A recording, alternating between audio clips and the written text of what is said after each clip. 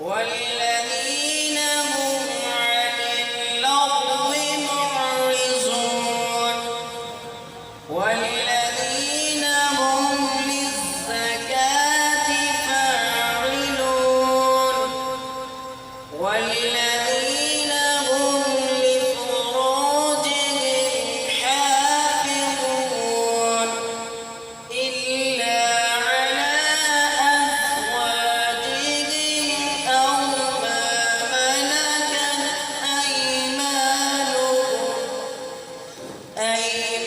أيمانهم فإنهم غير ملومين فمن ابتغى وراء ذلك فأولئك هم العادون والذين هم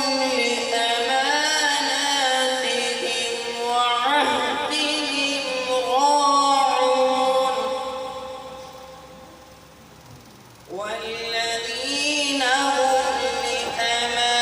لأماناتهم وعهدهم راعون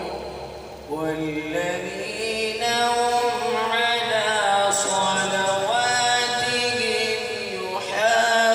يحافظون صدق الله